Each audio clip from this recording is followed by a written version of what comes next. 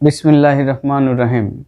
Welcome to the virtual class organized by Chattogram Engineering University School and College.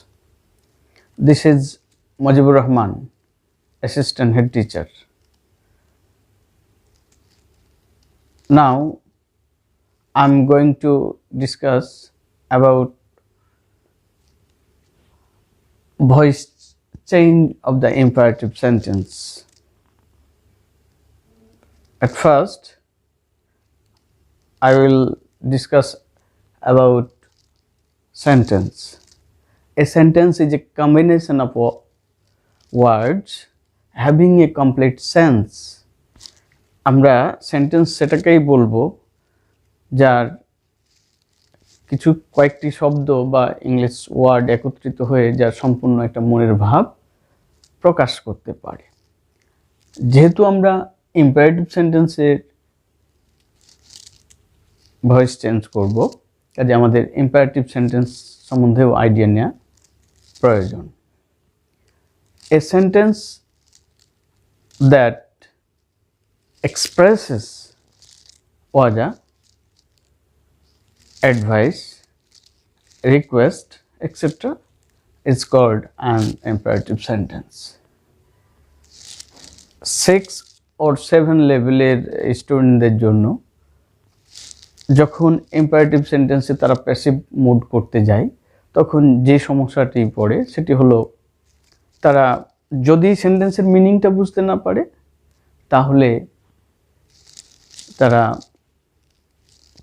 অন্য structure দিয়ে সে passive করে ফেলে, ফলে ভুল হয়ে যায়। কাজে আমাদের খেয়াল করতে হবে আগে সেন্টেন্সটিকে কি করে চিহ্নিত করা যায়, how to find out easily imperative sentence, কীভাবে সহজে আমরা খুঁজে বের করতে পারি। আমরা এখন দেখব যে how to find out the imperative sentence easily. Sentence number 1, সেন্টেন্সের প্রথমেই যদি এই সাবজেক্ট সাইলেন্ট থাকবে। ফর এক্সাম্পল,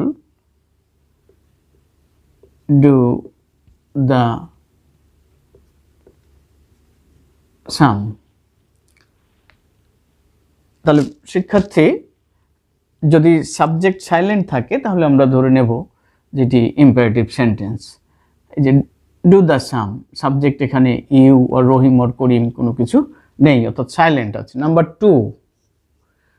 টু, সাবজেক্ট যখন সাইলেন্ট থাকে তখন এই principal verb PV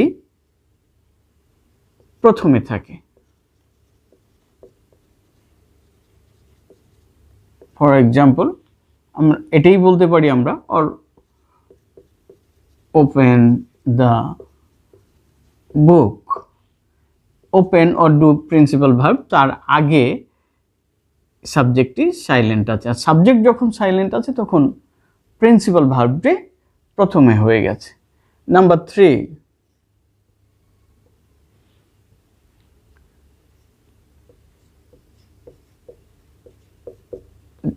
don't or never প্রথমে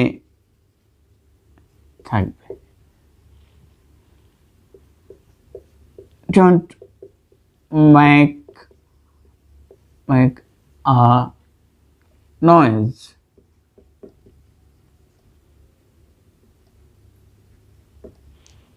Number 4, let সেন্টেন্সের প্রথমে থাকবে। let me do the sum। Number 5, সেন্টেন্সের প্রথমে অথবা শেষে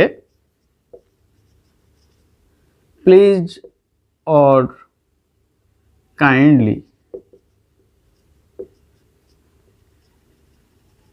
থাকবে অর থাকলে। ফর এক্সাম্পল,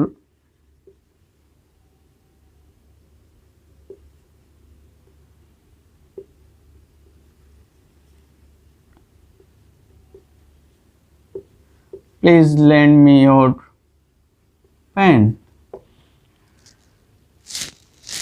Dear students, আমরা একটু খেয়াল করি, আমরা ইম্পারেটিভ সেন্টেন্সকে যখন আমরা প্যাসিভ মোডে নেব তখন প্রথমেই আমাদের কাজ হবে এই সেন্টেন্সটি, আমরা জানি যে ইম্পারেটিভ সেন্টেন্স দিয়ে আদেশ, উপদেশ, নিষেধ, নির্দেশ করা বোঝায়, কিন্তু যখন আমরা এর মিনিংটা, অর্থটা বুঝতে পারি না, তখন আমাদের একটা টেকনিক অ্যাপ্লাই করতে হয়।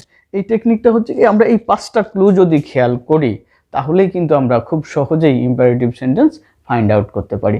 দেন আমরা স্ট্রাকচার অনুযায়ী তখন সেই সেন্টেন্সটিকে প্যাসিভ মোডে নেব। নাম্বার 1, সাবজেক্ট সাইলেন্ট থাকলে।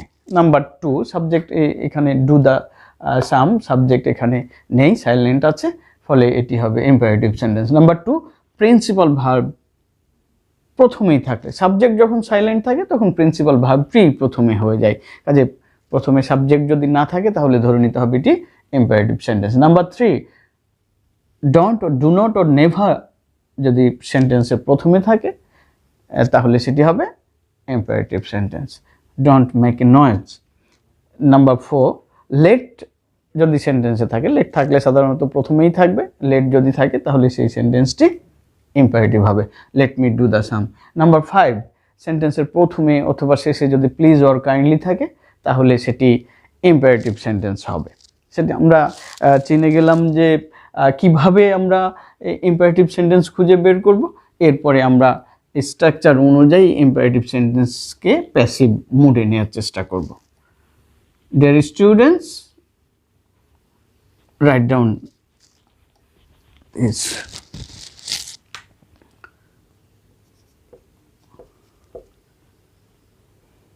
Number 1, do the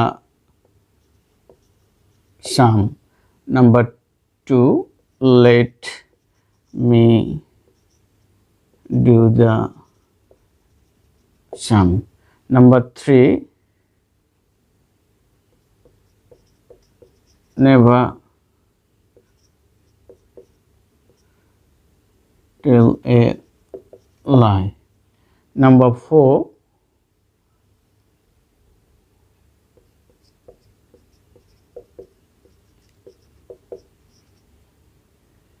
make a noise. Number 5,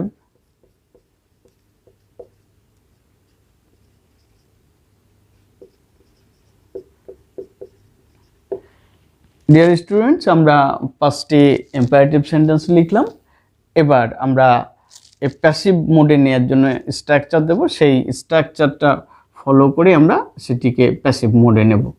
আমরা ইম্পারেটিভ সেন্টেন্স যখন চিনে গেছি, তারপরে আমরা প্রথমে এটিকে প্যাসিভ মোডে নেওয়ার জন্য প্রথমে আমাদের বসাতে হবে let, let plus object plus be plus PV এর পিপি অর্থাৎ প্রিন্সিপাল ভার্বের past participle form.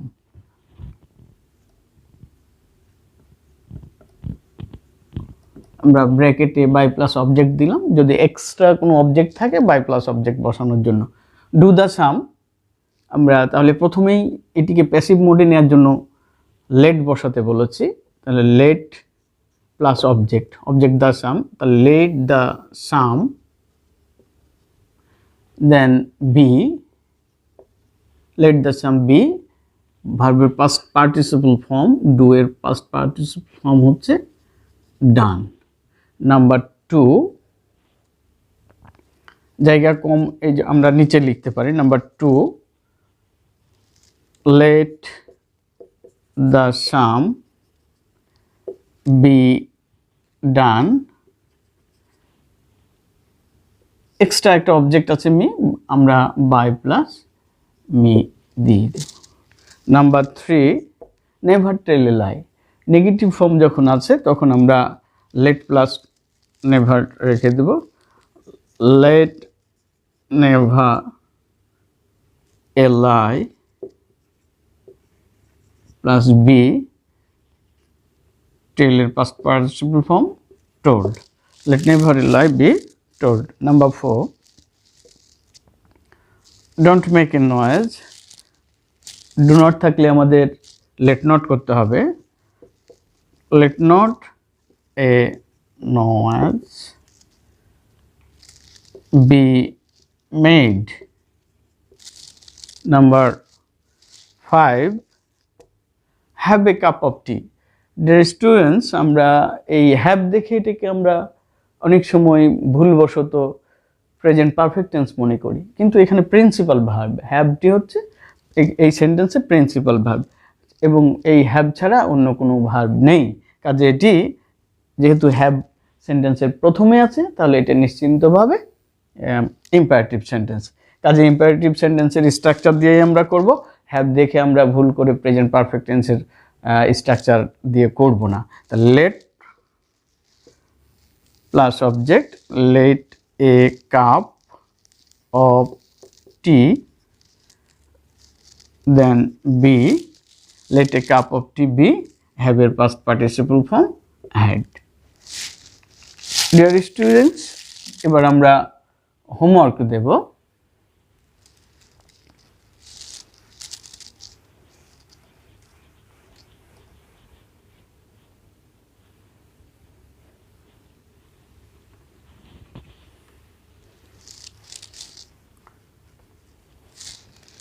Number 1,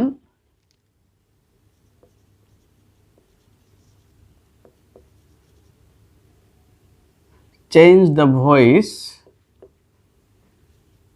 of. Number 2,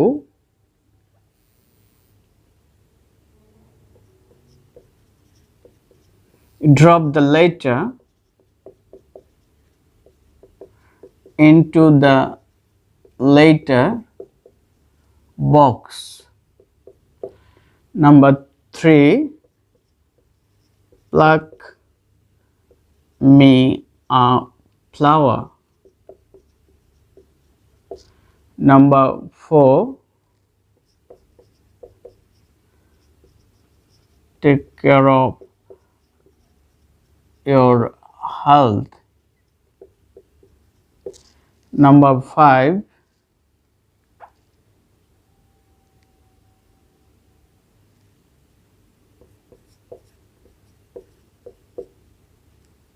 do not laugh at the poor. Dear students, একটু খেয়াল করবে যে এখানে প্রেপোজিশন আছে, সেই প্রেপোজিশনটার পজিশন হচ্ছে পাস্ট পার্টিসিপল ফর্ম এর পরে। স্টুডেন্ট, অনেক সময় আমরা এই প্রেপোজিশন নিয়ে বিভ্রান্তিতে পড়ি যে এটা আমরা প্রথমে বসাবো নাকি শেষে বসাবো। আমরা খেয়াল করব ভার্ব এর প্রিন্সিপাল ভার্বের পাস্ট পার্টিসিপল ফর্মের পরেই আমরা প্রেপোজিশনটি বসাবো। এখানে অফ একটি প্রেপোজিশন আছে, ইনটু আছে এবং লাভ অ্যাট আছে। এই প্রেপোজিশনগুলো আমরা যখন ভার্বের পাস্ট পার্টিসিপল ফর্ম করব এর পরপরই বসালে আমাদের ভুল হবে না। ডিয়ার স্টুডেন্ট, সবাই ভালো থাকবে এবং শরীরের যত্ন নেবে, সেই সাথে এই করোনাকালীন সময়ে বইয়ের সাথে একটু সম্পর্ক রাখবে। ধন্যবাদ সবাইকে।